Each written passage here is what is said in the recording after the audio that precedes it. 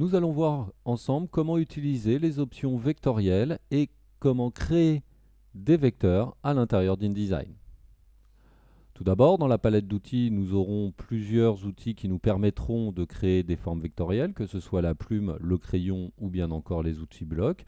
Mais commençons tout de suite avec la plume. À l'instar d'Illustrator et de Photoshop, en accès simple clic, nous créons des droites. À l'aide de la touche majuscule enfoncée, nous pourrons tirer des traits horizontaux, verticaux ou bien encore à 45 degrés.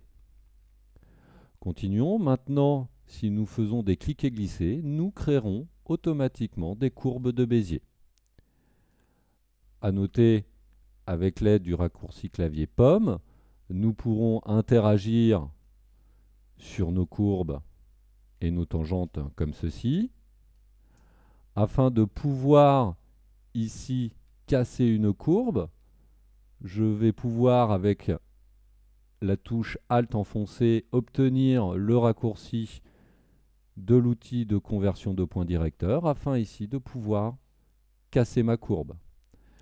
À noter, pour réaliser l'effet inverse, il faudra se sélectionner cette fois-ci sur le point d'ancrage et refaire un cliquet glissé afin de récupérer deux tangentes solitaires. Reprenons notre tracé et fermons-le comme ceci. Nous venons de créer une forme vectorielle à l'aide de la plume à l'intérieur d'InDesign sur laquelle nous pouvons appliquer une couleur comme ceci, que ce soit de fond ou bien encore de contour. En restant appuyé sur l'outil plume, vous obtiendrez les outils d'ajout de point d'ancrage, suppression de point d'ancrage ou la conversion de point directeur que nous obtenons au raccourci clavier Alt. Il ne sera pas nécessaire de reprendre ajout de point d'ancrage ou suppression de point d'ancrage, étant donné que lorsque vous êtes sélectionné sur la plume et qu'un tracé est sélectionné, si vous arrivez sur un point d'ancrage, automatiquement il vous proposera de le supprimer. Et si vous arrivez sur un tracé où il n'y a pas de point d'ancrage, il vous proposera d'en créer un automatiquement, comme ceci. Continuons maintenant avec l'outil crayon. Je vous déconseille cet outil à l'utilisation car vous voyez qu'ici, à main levée, nous ne pourrons pas avoir de très belles courbes. En accès double-clic, vous pourrez paramétrer cet outil, mais je vous conseille franchement d'utiliser plutôt la plume pour faire ce genre de forme. Ceci sera bien plus simple. Derrière l'outil crayon, nous avons l'outil arrondi pour refaire les zones qui ne seraient mal arrondies ou l'outil gomme pour supprimer des points. Passons maintenant aux outils de création de blocs. Nous avons l'outil bloc rectangulaire comme ceci, où nous pouvons créer des blocs en cliquet glissé. À noter qu'à l'aide de la touche majuscule, nous pourrons créer un carré parfait, comme ceci. Et grâce à la touche Alt, nous pourrons tracer à partir du centre nos éléments, comme ceci.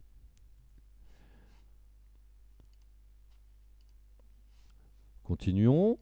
Restons appuyés sur notre outil bloc rectangulaire afin de voir apparaître l'outil bloc elliptique et l'outil bloc polygonal. Prenons l'outil bloc elliptique qui marche exactement de la même manière que l'outil rectangulaire.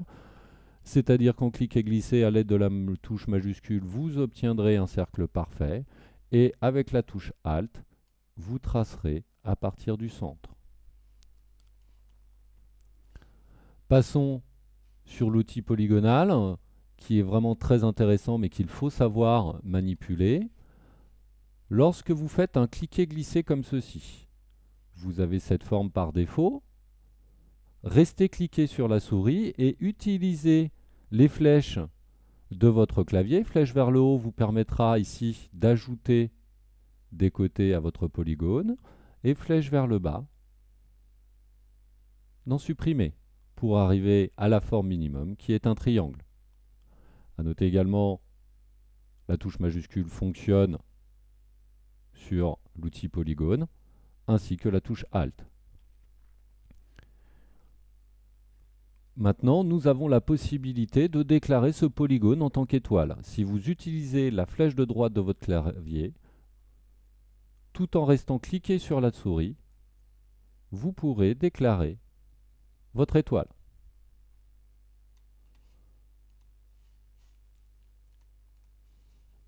Donc, comme dans Illustrator, vous voyez qu'ici dans InDesign, que ce soit avec la plume ou les outils de bloc, vous pourrez obtenir tout un tas de formes vectorielles très rapidement à l'intérieur d'InDesign.